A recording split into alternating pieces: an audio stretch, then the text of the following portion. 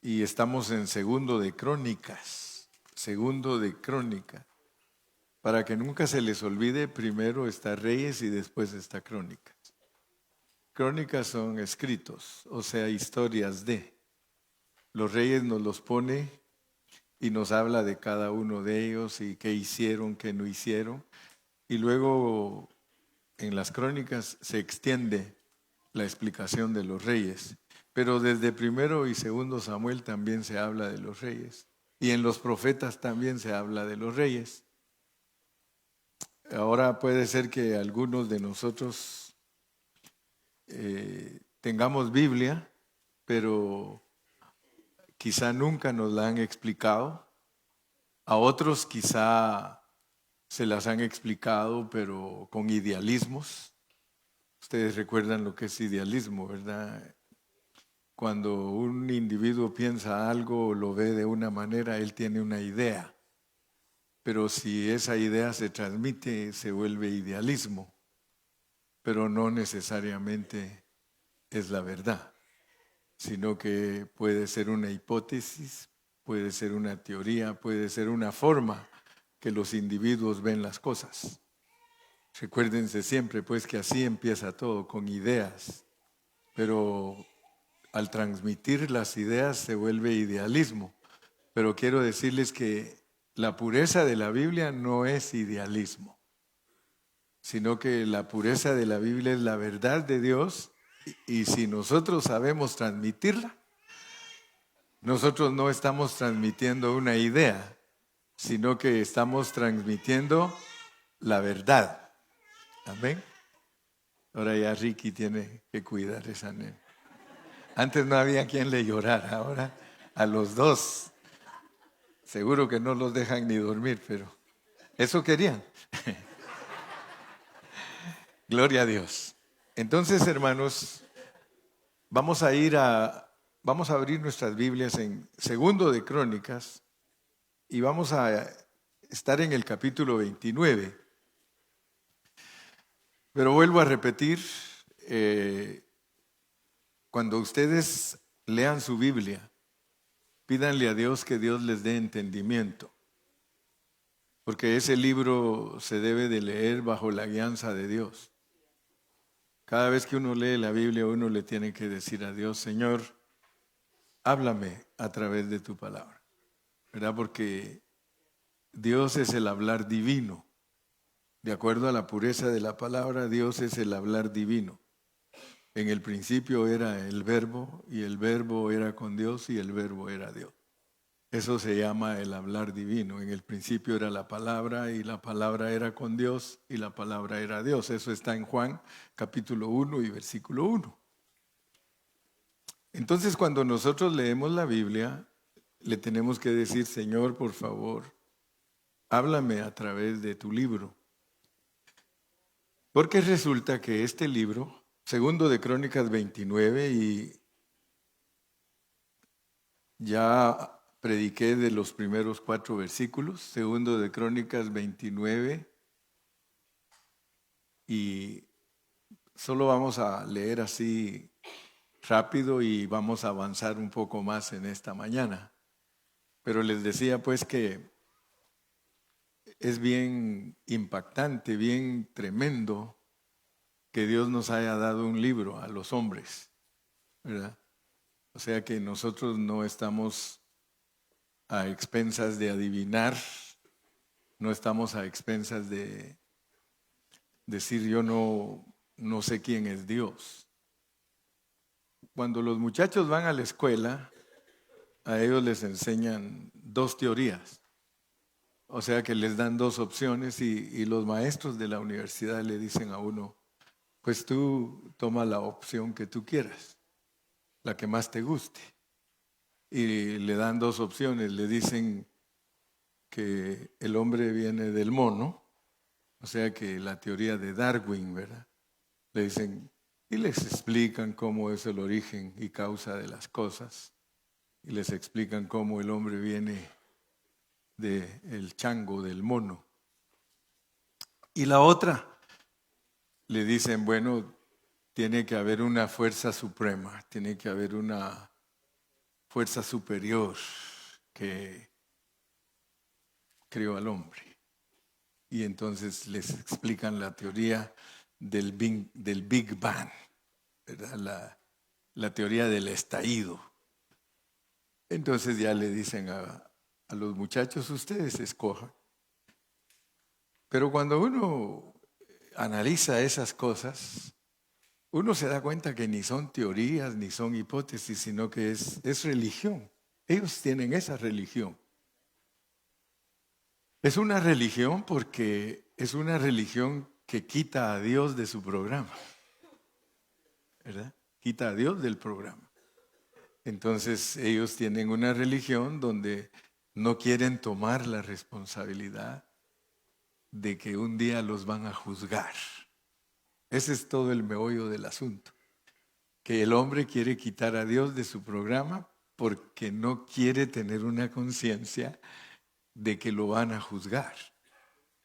Entonces, ¿cómo se libera? Pues con la teoría de Darwin o con la teoría del Big Bang. Pero nosotros no somos ni de la teoría de Darwin ni de la teoría del Big Bang porque nosotros somos gente de fe. Nosotros somos gente de fe. Y la fe es superior a todo eso. Porque el que es de fe cree este libro. El que no es de fe no cree este libro porque lo primero que busca es cuántos errores tiene. Usted sabe que hay hombres que solo se ponen a estudiar la Biblia y no son cristianos. Ellos se ponen a estudiar la Biblia para encontrar contradicciones y se vuelven expertos. Encuentran que esto contradice a esto y que miren que aquí esto y que aquí el otro. Sin embargo, nosotros los que somos de fe, y ojalá que alguno que me esté escuchando vía Facebook, YouTube, podcast o Spotify, también Dios le imparta esa fe. Porque cuando Dios le imparte a uno la fe, entonces uno este libro lo estudia, lo escudriña y descubre unas cosas, pero tan maravillosas, tan espectaculares, que no estamos leyéndola y estudiándola para encontrar contradicciones, sino que la estamos leyendo y estudiando para entender a Dios. Para entender a Dios. Fíjese que la misma Biblia le dice a uno, ¿verdad? Que ella es para que uno lo entienda. Y ahí en Isaías uno encuentra versículos tales como: no se alabe el rico en su riqueza, ni el sabio en su sabiduría, ni el fuerte en su fuerza, sino alábese el que tiene que alabarse, dice, en que conoce a Dios y lo entiende. ¡Wow! Hermanos, si algo nosotros podemos gloriarnos, fíjese que no nos podemos gloriar en absolutamente nada. Uno no puede gloriarse si es doctor, uno no puede gloriarse si es ingeniero, uno no puede gloriarse si es abogado, si es químico, si es biólogo, si es científico, porque la Biblia dice que todo eso a los ojos de Dios es basura. Pero si alguien se quiere gloriar, dice que se gloríe en Dios. ¿Qué significa eso? ¿Qué significa que nosotros sí podemos ser orgullosos, pero de una persona, de Dios? Si tú te glorías, gloríate en Cristo. O sea que es válido ante Dios decir todo lo bueno que Cristo hace a través de ti. Porque ese es el asunto, que muchos no han entendido, que la realidad de Dios es que Dios se quiere mezclar con el hombre. Desde el principio de la Biblia, since the beginning of the Bible, the Lord wants to be blended with man. Desde el principio de la Biblia, Dios quiere mezclarse con el hombre.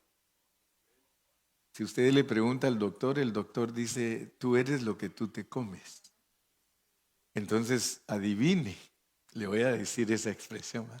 Adivine por qué Dios en el principio de la Biblia puso el árbol del bien y el mal y el de la vida, para que comieran. Porque uno se vuelve lo que uno come. Gracias a Dios, ¿verdad? Por eso tengan cuidado los diabéticos, porque comen dulce, pues se vuelven más dulces. Pero si no comen dulces, hay menos peligro de que se enfermen. Y le dan ganas a uno de comer dulce, hermano. Los diabéticos son los que más ganas de comer dulce les dan. Pero no es de diabéticos la clase, es de cómo nos constituíamos de Cristo. Entonces fíjense pues que las cosas de Dios son sencillas, pero son muy profundas. Dios es sencillo, pero es muy profundo. Porque ¿quién se puede imaginar que Él nos pone historias aquí en la Biblia? Historias de personajes. Fíjese que Dios usa 1200 hombres en la Biblia para explicar su propósito y su plan. Y unas 650 mujeres para explicar su plan. Entonces, la didáctica de Dios, la manera que Él enseña, es por medio de historias. Y qué tremendo que nosotros desde que estamos chiquitos nos gustan las historias. Si algo le gusta a uno cuando uno es niño, es que le cuenten historias. Los niños se acostumbran que su mamá o que su abuelita les cuenten historias antes de dormirse. Y a veces la abuelita les cuenta y se quedan bien dormidos. Nosotros teníamos una peculiaridad allá donde yo nací, en la aldea El Tecolote. Allá mi familia se juntaba en las noches, pero no nos contaban historias, no, que solo nos hablaban de miedo. Nos hablaban de la Llorona, del Cadejo, oiga, y cuando uno es chiquito, hermano, Dios mío. Y mire, peor que nosotros vivíamos en una casa que tenía un lote bien grande de tierra. Había una casa enfrente, allí vivían mis tíos, y nosotros hasta allá atrás había otra casita y ahí vivíamos nosotros, y en medio había un gran patio donde habían conejos, gallinas, chivos, perros, gatos.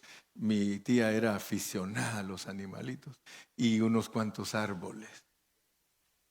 Y entonces nos traían a la casa de enfrente, vénganse todos, y allá iba todo. 6 eran los de allá atrás y 6 de enfrente, 12 hijos y los papás, ¿verdad? Y lo que hacían era que empezaban a contarnos de que dame, ya sabes, dame tu nalga y te doy tu guacal. ¿Se acuerdan de ese? ¿Se acuerda, hermana Ilma? Que el que le pusieron un guacal de Nacha. Y luego nos contaban de que el Cadejo y que la Llorona y todo. Y luego lo que hacían era, muchachos, váyanse a acostar. Váyanse. 10, 12 de la noche. Váyanse a acostar, ya les dijimos. Híjole, hermano. Yo salía de ahí. Haga caso y cuente, un niño de 8 años, hermano.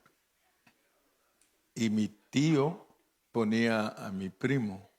Desde antes de que nos fuéramos, se subía a un árbol, un primo y otro en el otro árbol. Y cuando nosotros salíamos, híjole, hermano, pues eso nos hacían. Les estoy hablando de esto porque las historias lo impactan a uno. Y fíjense que Dios tiene esa particularidad en la Biblia que le enseña a uno a través de historias. Y nos debe de llamar la atención que cuando Él nos habla de los hombres o de las mujeres, Él habla de lo bueno de esas personas y de lo malo. No sé cuántos de ustedes han leído la Biblia con ese cuidado y con esa atención de que Dios, las historias que nos las pone con los personajes, con todos sus defectos y todas sus cualidades. Que eso no lo hacemos nosotros. Nosotros, de escondidas, hablamos del prójimo y decimos todo lo malo que es, de escondidas. Porque nosotros no somos sinceros de decirle a la persona enfrente, usted es así, así, así, así. ¿Verdad que no? Nosotros, de lo bueno de las personas, casi nunca hablamos hasta que se mueren. Oh, cuando se mueren, este cuate era buenísimo. Este amigo era, pero calidad. Pero cuando estaba vivo no lo querían ni ver. Esas son las características de nosotros. Dios no.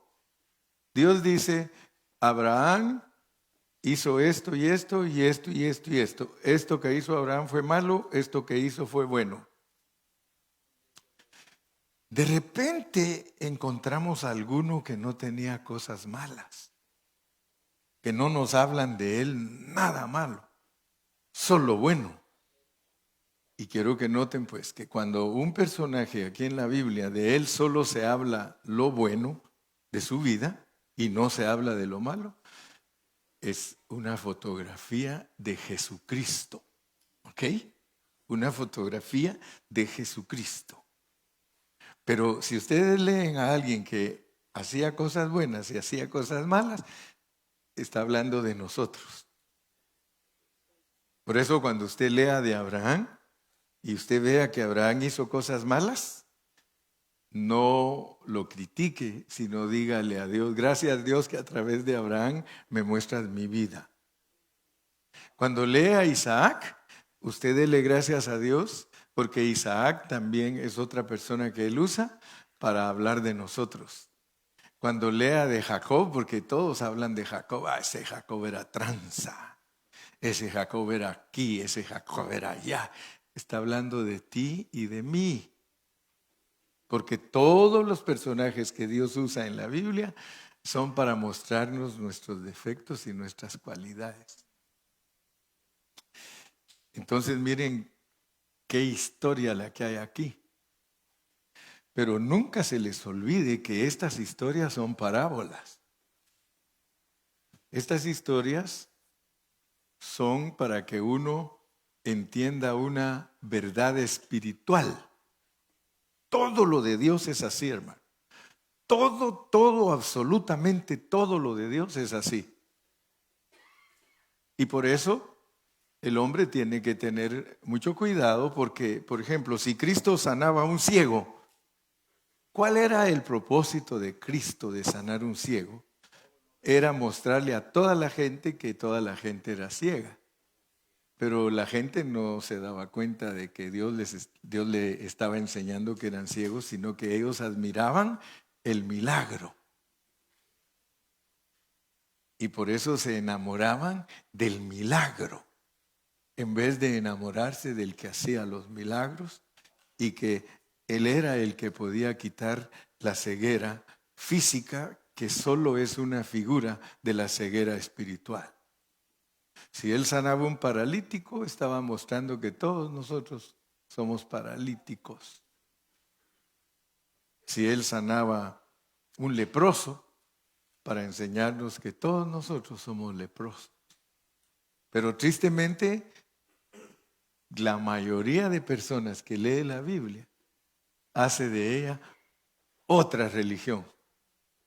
Y por eso usted va a ver que hay religiones de todos colores y de todos sabores, porque el hombre tiene esa tendencia. Su naturaleza es volverlo todo religión, así como el darwinismo y el Big Bang es una religión, hermano. Ateo es otra religión. Alguien dice, es que yo soy ateo, yo no creo en nada. Es la religión de no creer en nada porque no le conviene, pero es una religión.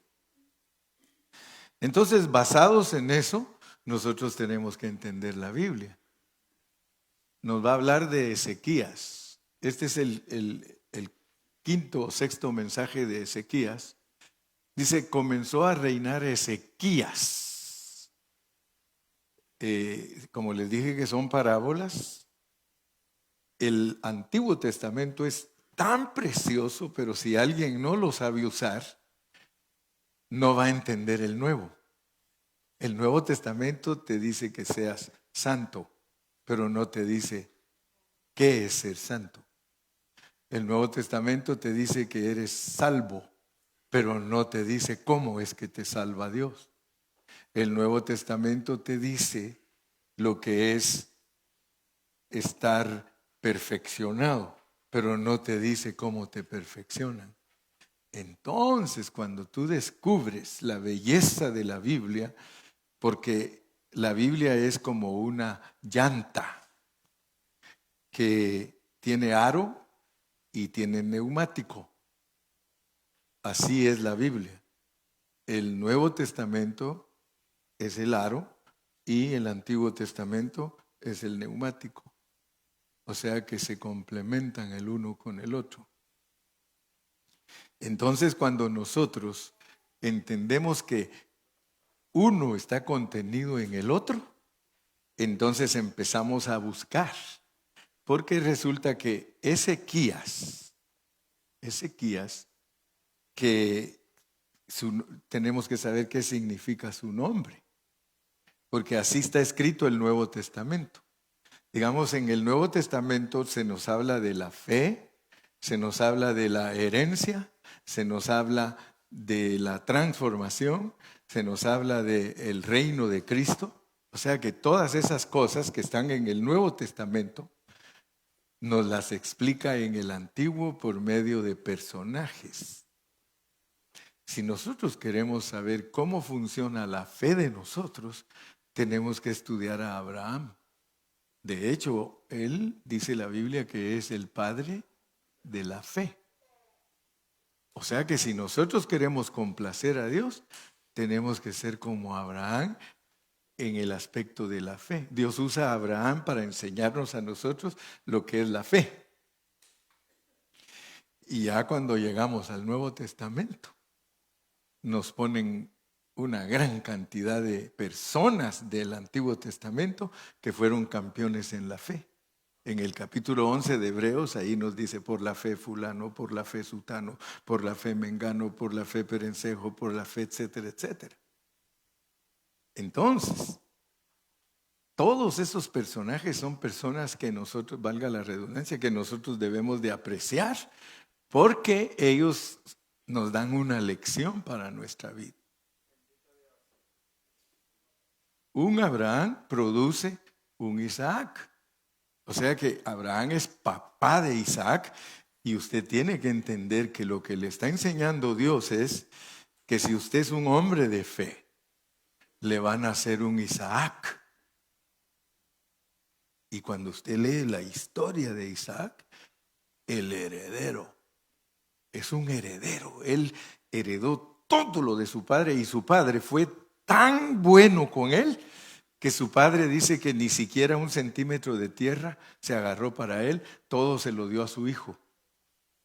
Entonces ahí entendemos que el cristiano no solamente es de fe, sino que Dios le va a dar una herencia. Le da un Isaac. Pero aparte de eso, Isaac es el papá de Jacob. Entonces ya Abraham no solo tiene hijo, tiene nieto. Pero noten por qué Dios pone a esas personas.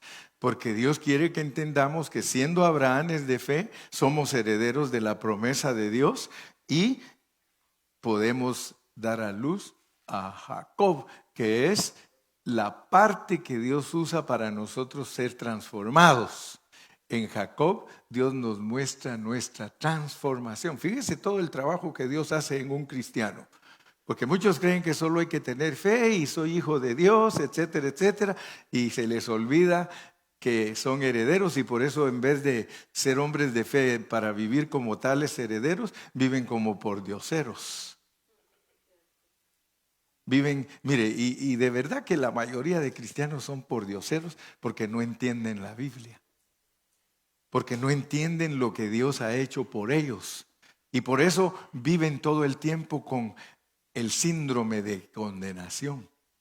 ¿Sabía usted que la mayoría de cristianos confiesa que son hijos de Dios, pero viven acusados con el síndrome de condenación? Todos los días, hermanos, los cristianos están pensando, es que yo no sirvo para nada, es que yo no la sé hacer, es que yo no trato bien a mis hijos, es que yo no trato bien a mi mujer, es que yo estoy frustrado, es que yo... Hermano, cuando la Biblia dice claramente que ninguna condenación hay para los que están en Cristo. ¿Usted es de fe? Entonces créalo.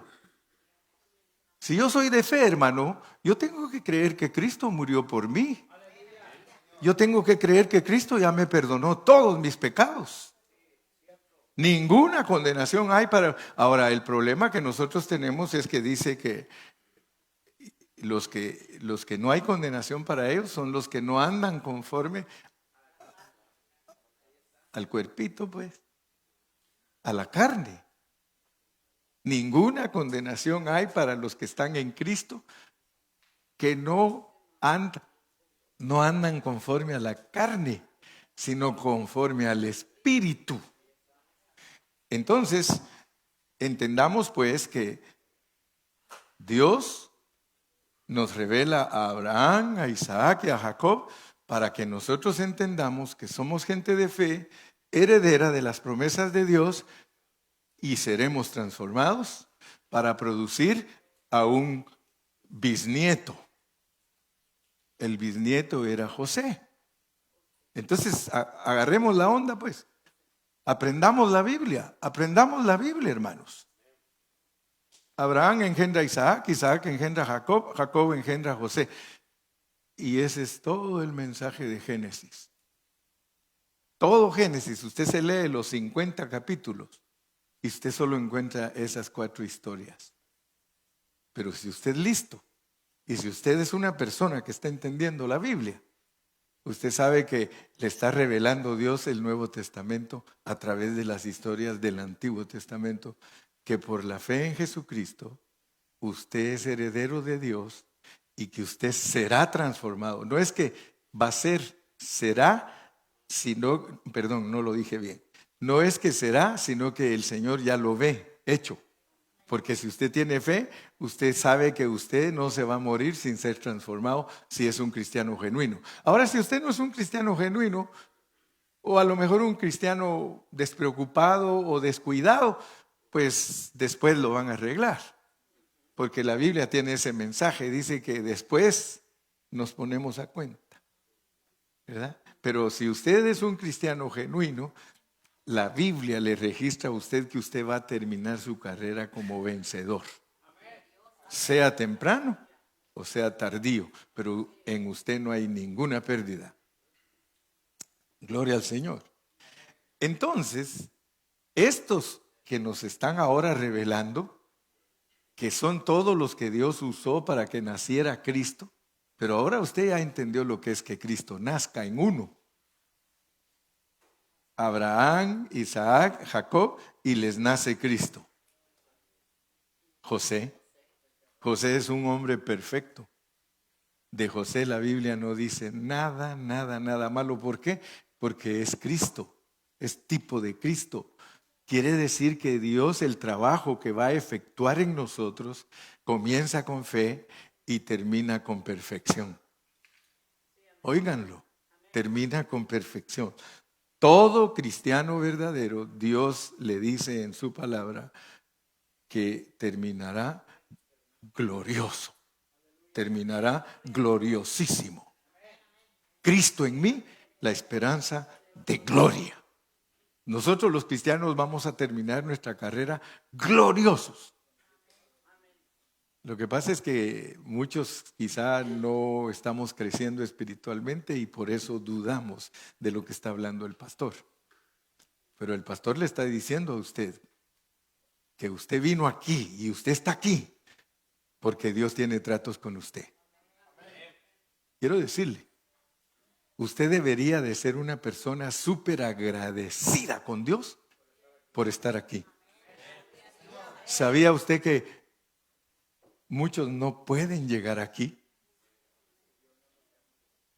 ¿Sí? Si Dios no lo llama, Ninguno puede estar aquí.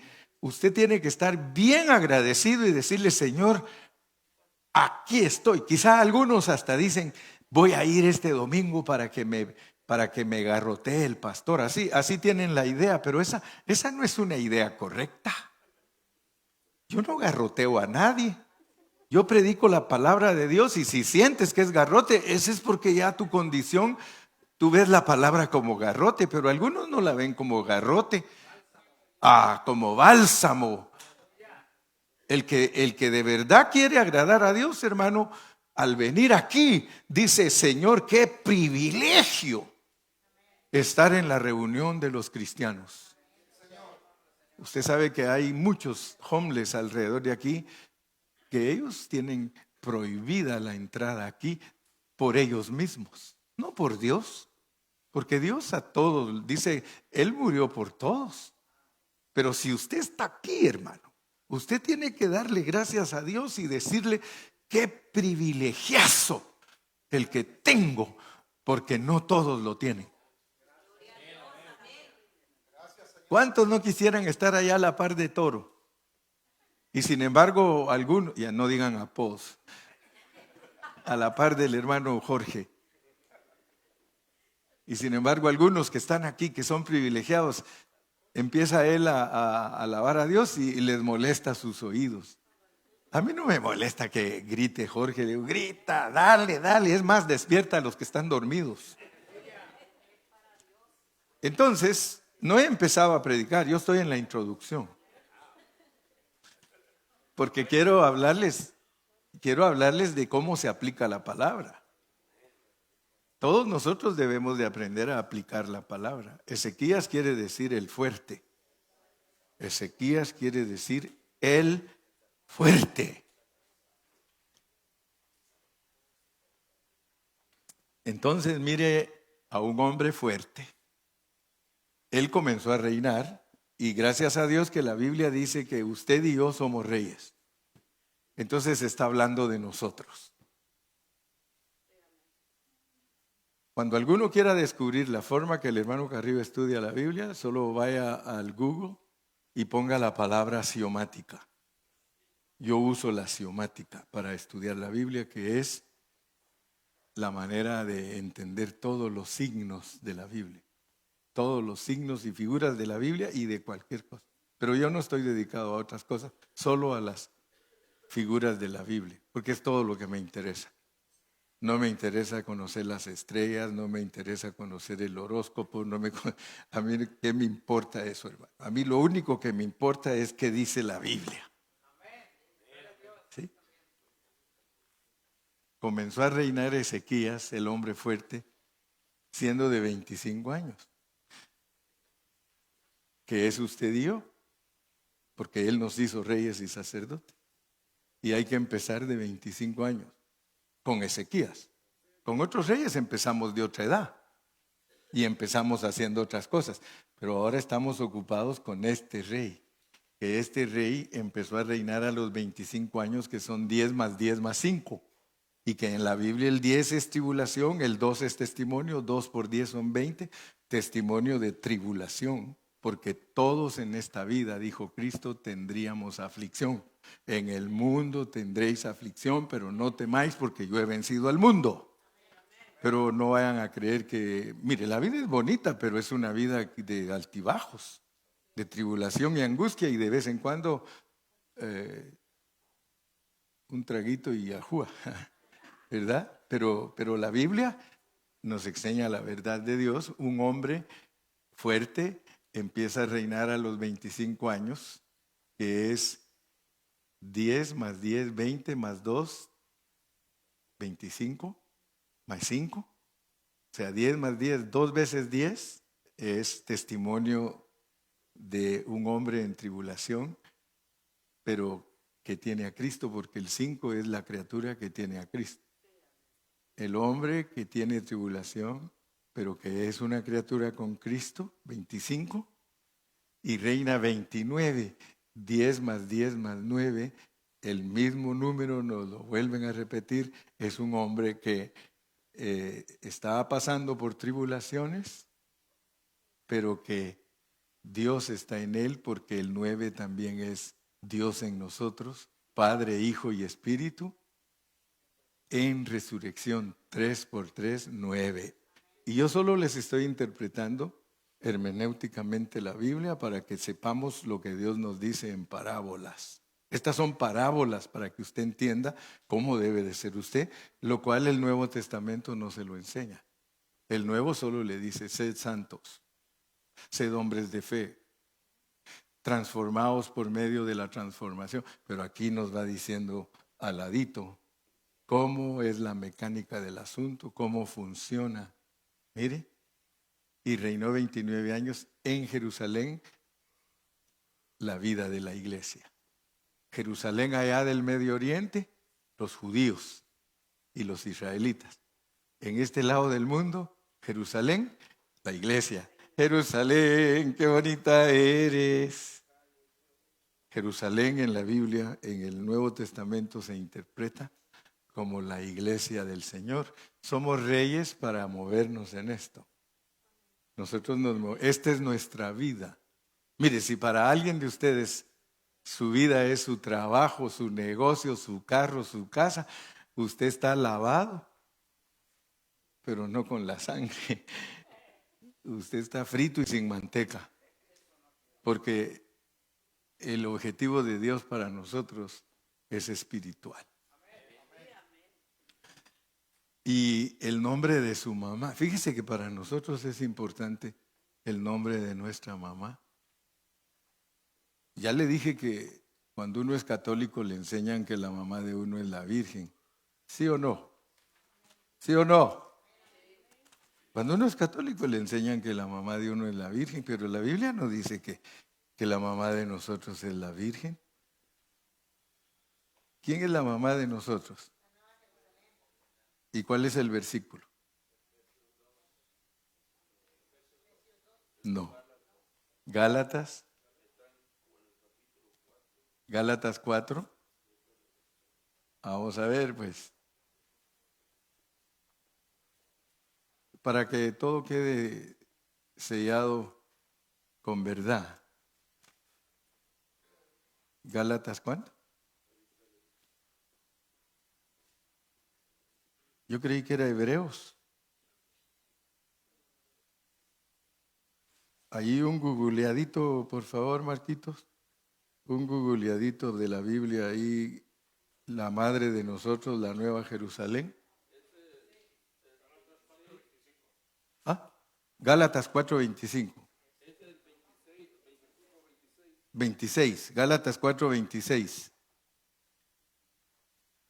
Usted no crea lo que le dice el hermano Carrillo a menos que lo compruebe con la Biblia. Mas la Jerusalén de arriba, la cual es madre de todos nosotros. Entonces, si a nosotros nos enseñan de Ezequías y nos dice quién era su mamá, nosotros sabemos que está hablando de la iglesia. La mamá de nosotros, ¿sabe quién es la mamá? ¿Usted sabía que usted es mi mamá? ¿Usted sabía que usted es mi mamá? Muchos cristianos no saben que son la mamá. Mire, por eso no aman a los hermanos. Usted va a la iglesia y ninguno quiere amar a los hermanos porque no saben que son sus hijos. Leamos Mateo 12, 40 y... ¿cuánto? Mateo 12.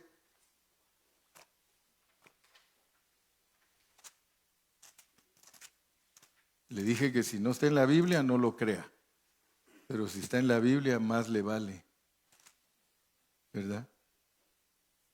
Mateo 12, 50. 12, 49 y 50. Mateo 12, 49 y 50. Y extendiendo su mano hacia sus discípulos, dijo, ahí está mi mamá y mis hermanos.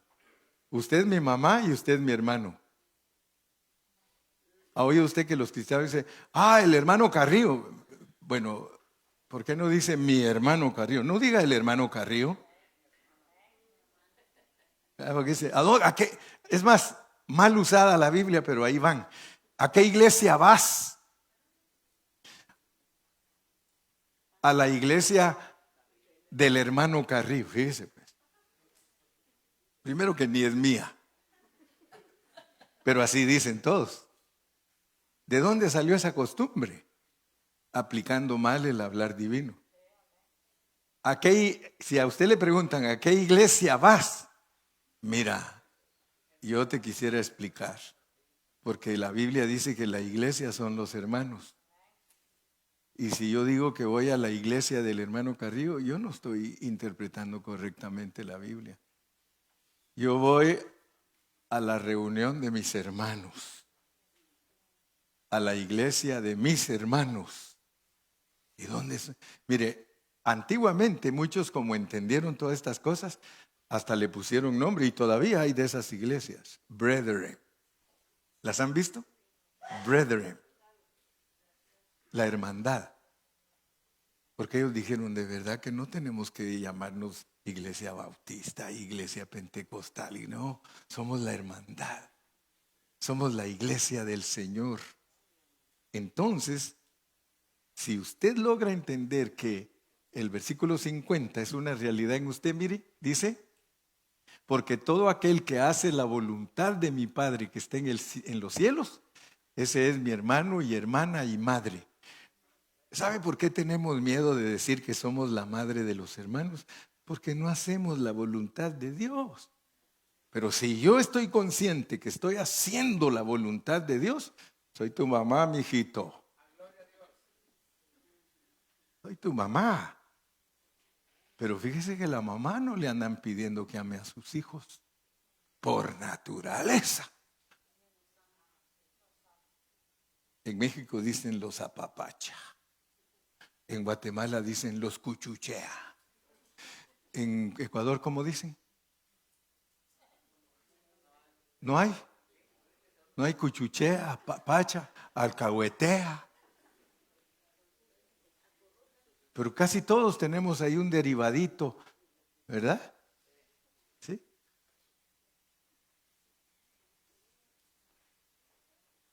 Yo soy tu mamá. Tú eres mi mamá. Yo soy tu hermano. Tú eres mi hermano. Yo soy tu hermana. Tú eres mi hermana. Dios guarde que a una mamá le toquen sus hijos. ¿Por qué entonces tú tocas tanto a los hermanos y los tratas mal? ¿Por qué tratas mal a los hermanos? Porque no has entendido los misterios de la palabra de Dios. Bueno, regresemos a 2 de Crónicas 29. ¿Cuánto tiempo me falta? 18. En 18 les prometo que hago todo el paquete. 29, 2 Crónicas 29, ya les expliqué hasta el 4. ¿Se recuerdan que hasta el 4? Entonces hoy vamos a ir al versículo 5. Desde el 4, leamos el 4 para refrescar un poquito porque en 18 minutos les doy todo. ¿Se recuerdan que hablamos del 4? E hizo venir a los sacerdotes y levitas y los reunió en la plaza oriental.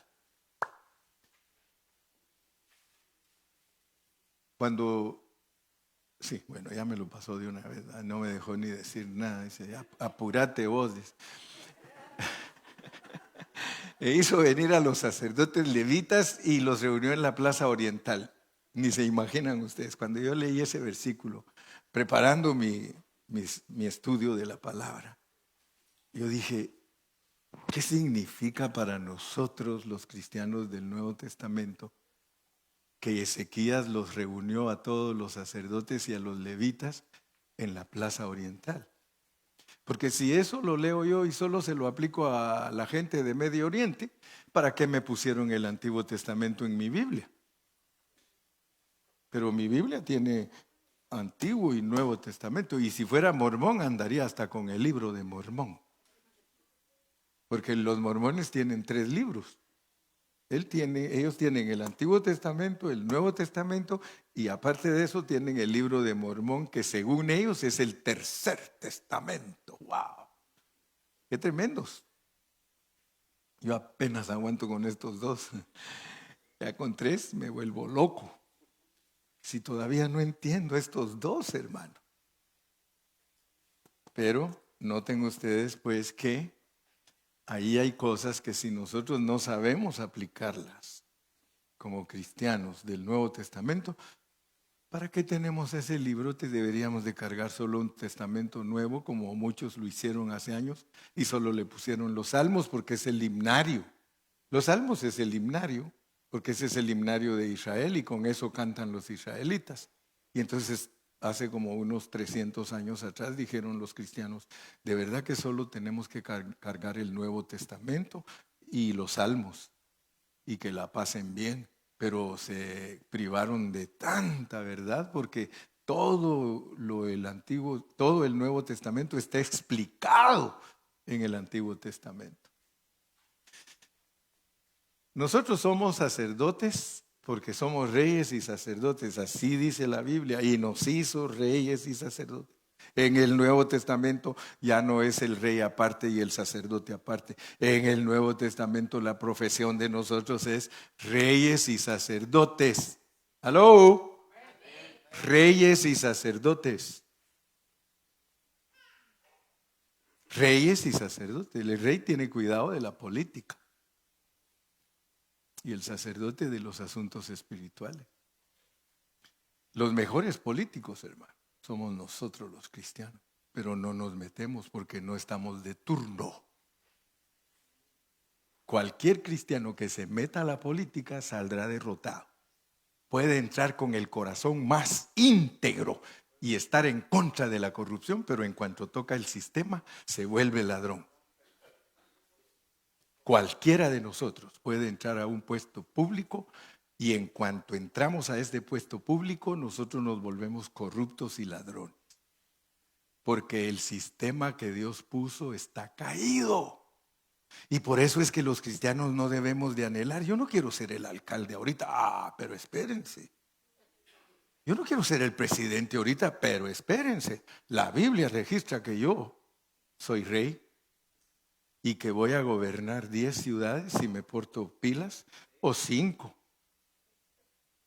Ahí que el que quiera 5 o el que quiera 10. Pero por eso hay que ser eruditos en la palabra, porque el gobierno de Dios no lo puede ejercer cualquiera. Si usted quiere manifestarse como rey, quiere heredar el reino, que ese mensaje es elevado, más le vale que ya empiece pues a entender la política. ¿Sí? Porque si yo voy a ser rey y yo voy a gobernar 10 ciudades o 5, algunos dirán, ay, me da jale, pastor. Mire, ahí me da jale, pastor, ahí me da hueso. Muchos no han descubierto que la política del mundo es igual que la política de Dios, igualita. Cuando alguien entra de presidente, a todos sus amigos les da hueso, ¿sí o no? Pues imagínense, va a regresar Cristo y establecer su reino y a todos sus amigos les va a dar hueso. Muchos no saben que en el milenio los que vamos a reinar somos nosotros, los cristianos vencedores. No cualquier cristiano, hermano, porque un cristiano que no sabe ni cómo funciona Dios, ¿cómo lo van a poner a administrar? Ahí entramos todos los expertos. Vuélvete experto, hermano, tienes la oportunidad. Mira cuánto tengo yo de dar cátedra. 40 años. En el mundo, ¿cuántos doctorados podría haber obtenido en 40 años? Pues no me interesan porque yo no estoy interesado en este mundo. Yo estoy interesado en lo que viene. Si Dios no fuera político, hermano, Él es el político de políticos. Si Dios no fuera político, hermano, ¿para qué nos pone un libro de Daniel donde nos muestra los gobiernos del mundo entero? Y cómo gobernaron todos los reyes de Israel, y cómo gobernaron todos los reyes de Judá, y cómo gobernaron los reyes de Egipto, y cómo gobernaron los emperadores de Roma, y cómo... Lo que pasa es, hermano, que la política de hoy es injusta, es corrupta, es cochina, pero la política que está aquí en este libro es pura, es justa, es limpia. Y a esa es la que estamos nosotros anhelando.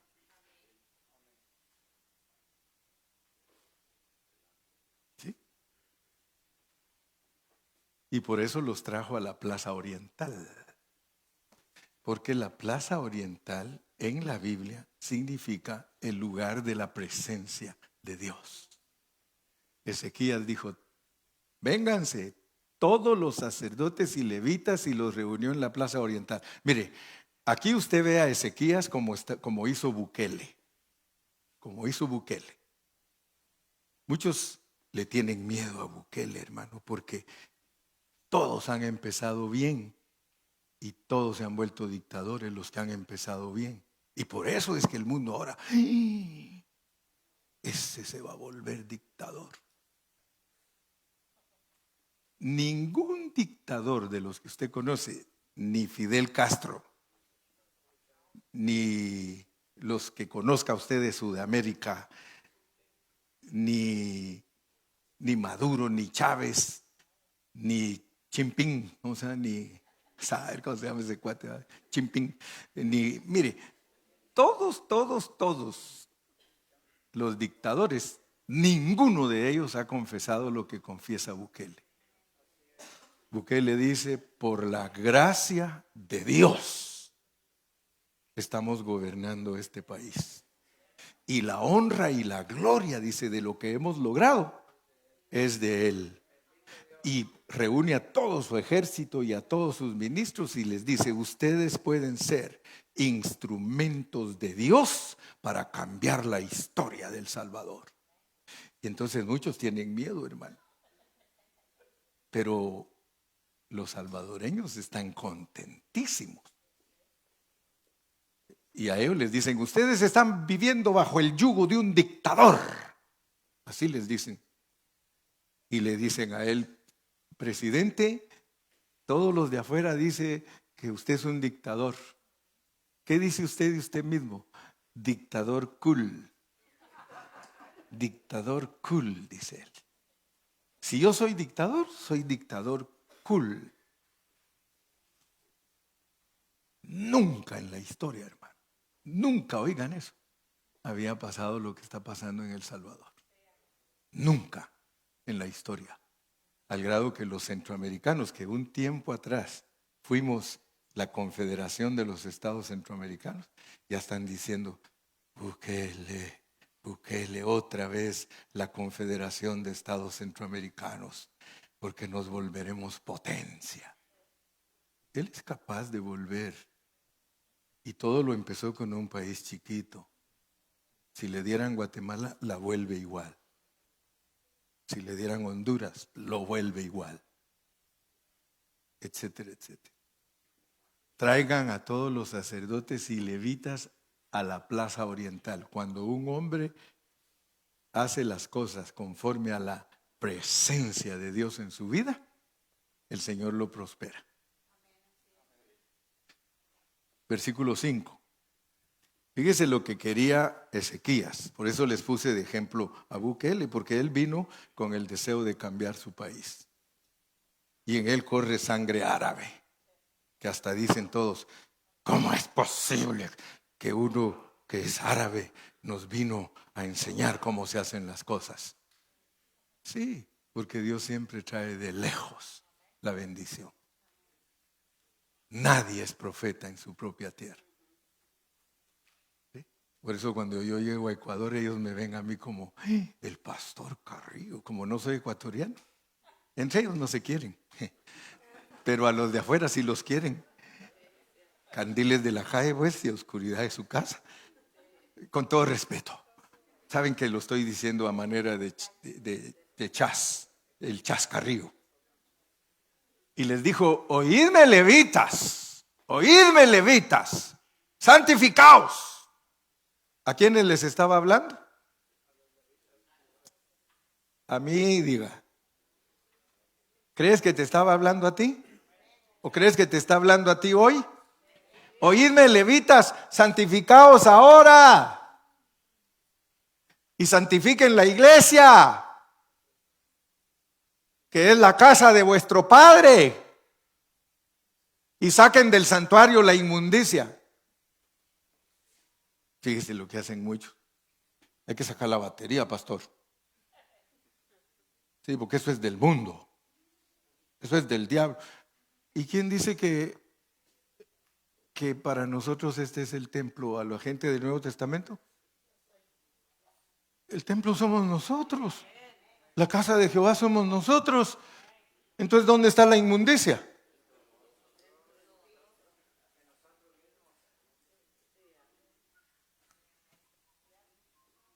Mire, son tan ciegos los hermanos legalistas, los hermanos que creen que aquí es el altar donde solo el que está aquí parado es santo y todos los que están allá abajo pecadores. Mejor me bajo, porque yo soy igual que todos. Créanme, hay congregaciones donde los pastores no dejan que ninguno se acerque allá arriba porque ellos creen que ese es el altar de Dios santo y toda la inmundicia la cargan aquí adentro.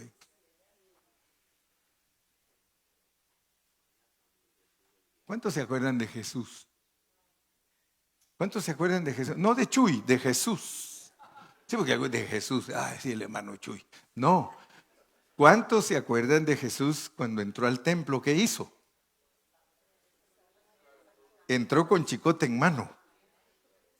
Les volteó todas las mesas y les echó todas las palomas y los bueyes y sacó toda la inmundicia que había en el templo. Amén. ¿Qué significa eso para nosotros?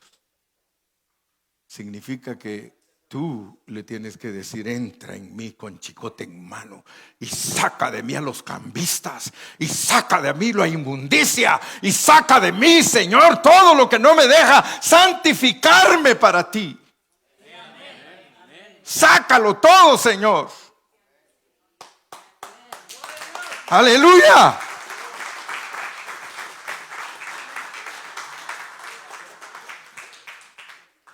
Mi esposa ahora tiene miedo cuando me bajo y dice: ten cuidado que estás a caer, hombre.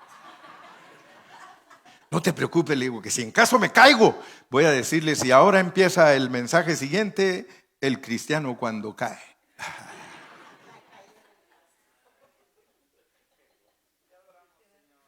¿Cómo no iba a bendecir Dios a Ezequías? Si Ezequías entró como reformador, si Ezequías entró con un corazón puro para limpiar. Hermano, Dios quiere bendecirte a ti. Dios me quiere bendecir a mí. Solo un versículo más y con eso termino.